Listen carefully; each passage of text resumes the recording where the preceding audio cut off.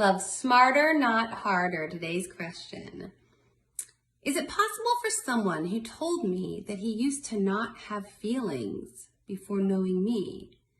Is it possible for someone to control his emotions to this extent? Note, we broke up, but I'm currently reflecting on what happened to me. I was happy being in a relationship with him. However, the relationship was fluctuating. We couldn't handle conflicts in a peaceful way. I lived a lot of very good moments and lots of the worst moments of my life. I experienced extreme happiness and sadness. Thanks. So a couple things here. Let's start with the end of the question. I think it's very common for us when we're in a relationship to experience the gamut.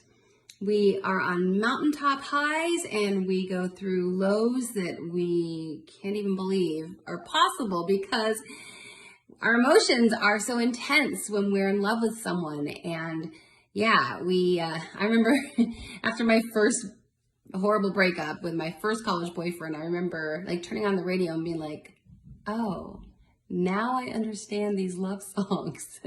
Now I understand the intensity of love, and now I also understand the intensity of loss and of a broken heart. So I think that part is quite common. It's painful. We have to move through it. It's undesirable to feel such lows, but it's part of taking the risk to find love. So I think the piece about you were super happy, and you had some of the best moments of your life and some of the worst moments of your life, I think that part's quite normal.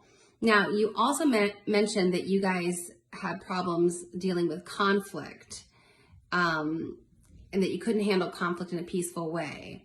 And then you also mentioned that the person you were in a relationship with has said that before you, he didn't really have feelings. He didn't really have emotions. Now, and you said, was it possible that he could control his emotions to that extreme extent?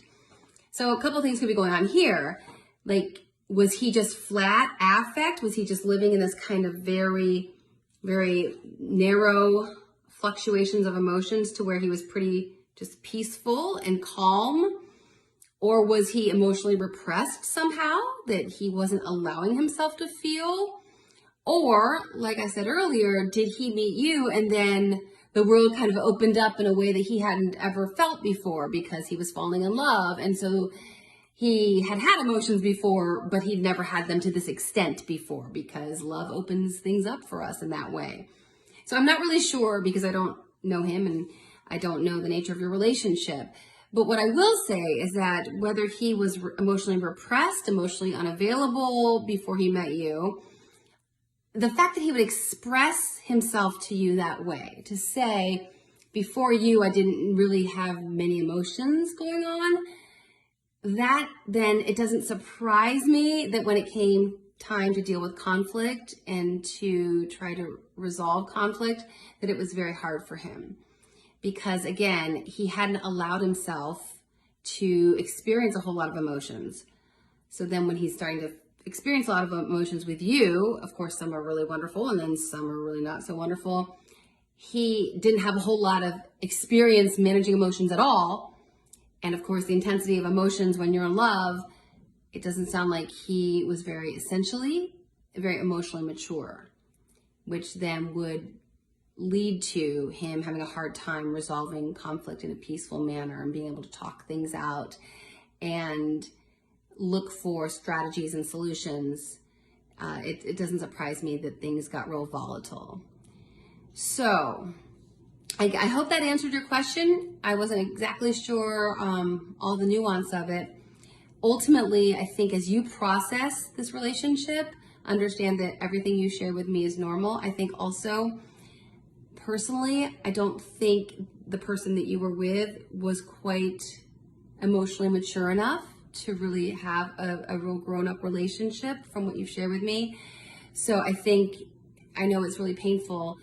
I do hope that you can see as you reflect that you're moving forward and being open to be with someone who's more on your emotional level.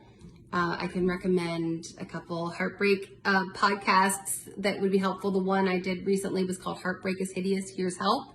I talk about some of the neural realities of heartbreak and how to best get ourselves back on track. And I also speak to this in a podcast episode that I absolutely love, which was last week's with Dr. Rhonda Freeman. And I talk about how to rewire your brain post-trauma and heartbreak. And she gives all these science-based strategies that are very powerful, very doable, and very powerful. So I hope that will be helpful.